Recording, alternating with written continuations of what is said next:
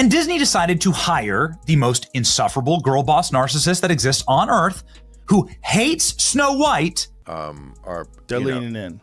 Or what? They're leaning into woke. Hardcore. Movie companies are going to look at her and they're going to say box office poison. And a lot of this is due to her behavior leading up to the film's release. There's a big focus on her love story with a guy who literally stalks her. Yeah. Weird. They're petrified of some kind of backlash. I mean, you see with Disney now. I mean, Disney, one of the most gay-friendly companies that we've had in a very long time. The Snow White remake finally arrived, not with a sprinkle of Disney magic, but under a storm cloud of extraordinary negative buzz that had been brewing for months. Once the film hit screens, audience reactions swiftly confirmed the worst fears stoked by its troubled production and controversial teasers. The critical reception was just as grim. Online platforms became flooded with overwhelmingly negative ratings and scathing reviews, dwarfing any isolated pockets of positivity. The verdict was in, and it wasn't pretty. Disney's attempt to reimagine its foundational fairy tale had landed with a resounding thud. So with Snow White, let's go through this, right? There's no prince. Woman doesn't need a prince. Oh, Lord. Really? Okay, good luck back then. Much of the post-release fury zeroed in once again on Rachel Zegler. Her earlier outspoken critiques of the 1937 classic now echoed uncomfortably against her actual performance. Critics and audiences alike pointed to her portrayal of Snow White as abrasive, overly self-assured, and jarringly disconnected from the gentle spirit of the original character. Comments calling her an insufferable girl boss narcissist gained traction, fueled by the perception that she fundamentally disliked the role she was playing.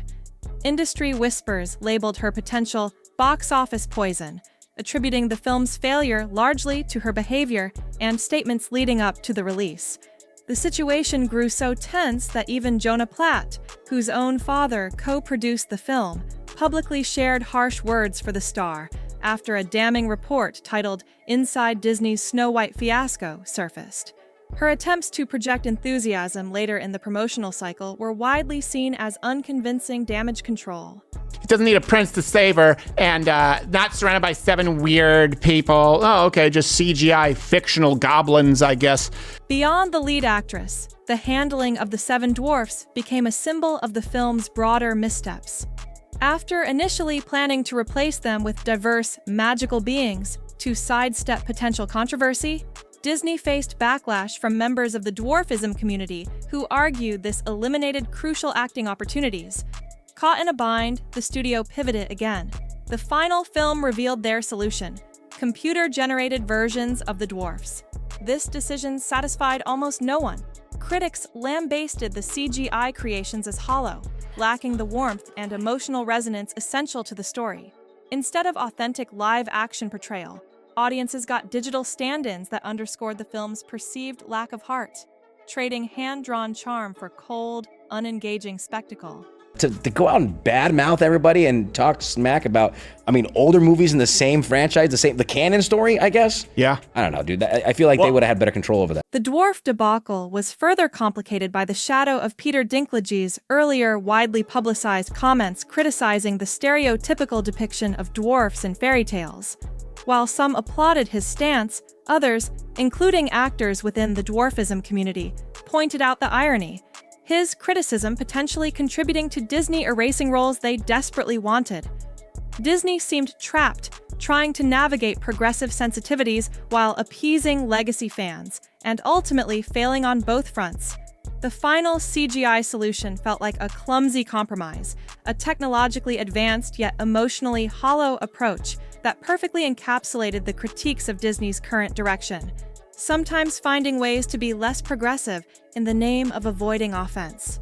This girl took the money and then decided that she wanted to go out there and, you know what, I'm going to take my stand. Well, you should have made that stand before you took the money to promote a film, because that's not in line with your job description. This specific issue fed into a larger, pervasive criticism that solidified once audiences saw the final product, that Disney had become overly fixated on pushing a woke agenda at the expense of timeless storytelling. The film's explicit downplaying of the romance, Zegler's Snow White didn't need a prince to save her, and the focus on her becoming a just ruler, felt forced to many. The absence of the traditional dwarfs, replaced by what some mockingly called CGI fictional goblins, was seen as further evidence of prioritizing modern messaging over beloved narrative elements. Observers concluded that the key strength of the original story, its power to resonate across generations with universal themes, had been sacrificed for a contemporary overlay that felt didactic rather than enchanting. The perception grew that Disney, once the master of heartfelt magic, was losing touch with its core audience. Right. I think this is their policies coming back to bite them. They went woke.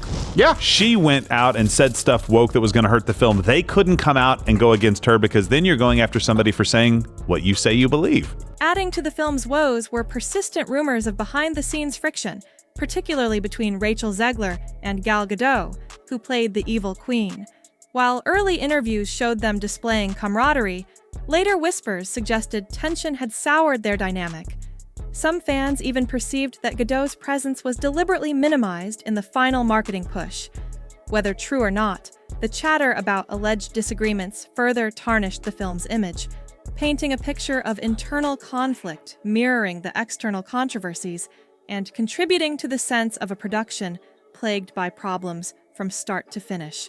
But at the same time, like, I think going forward, they're going to be like, hey, shut up. Yeah. Tight-lipped. Otherwise, guess what? We're clawing back some money. Yeah. This would have been a lot better if they, had a strong male along with her. Ultimately, the live-action Snow White became widely regarded not as a tribute, but as a cautionary tale. Reviewers frequently labeled it a collection of ill-advised choices, from casting to execution. Terms like fiasco and conspicuous creative stumble became attached to the project. For many disheartened viewers, it symbolized Disney's waning magic, an uncomfortable sign that corporate decision-making and a heavy-handed attempt at modernization had diluted a cherished legacy. The lackluster box office returns and polarized audience scores only cemented this impression. The film, intended to honor Walt Disney's groundbreaking achievement, instead became cited as an example of how not to handle a classic. I think they could have done all that woke shit. You want to cut woke? They could have done all that still. And as long as she had gone out and been like, well, we just have a different story. I like the old story, but we're doing a different one this time. You're probably right. The backlash would have been 10 times. Yes. You're probably right. The fallout leaves Disney standing at a crossroads. The intense scrutiny and undeniable failure of Snow White raise critical questions about the studio's future strategy. Will it continue its aggressive reinterpretations of beloved classics, risking further alienation of audiences who cherish the originals?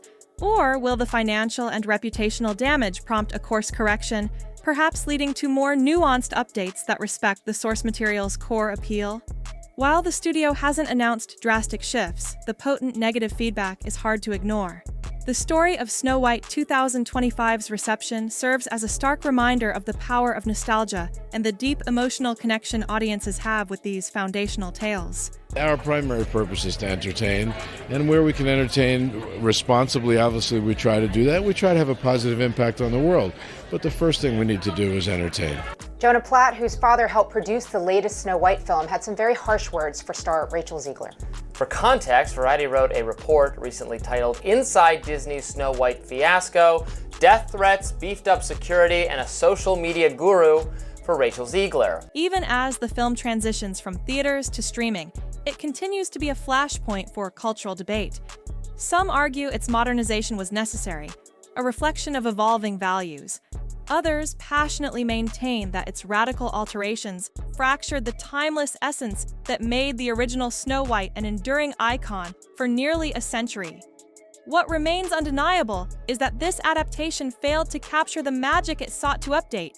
It stands as a potent case study in how swiftly audience trust can erode when a reimagining feels disrespectful to the soul of what came before. Whether Disney learns from this costly lesson or continues to gamble with its most treasured legacies remains the billion-dollar question hanging over the Magic Kingdom.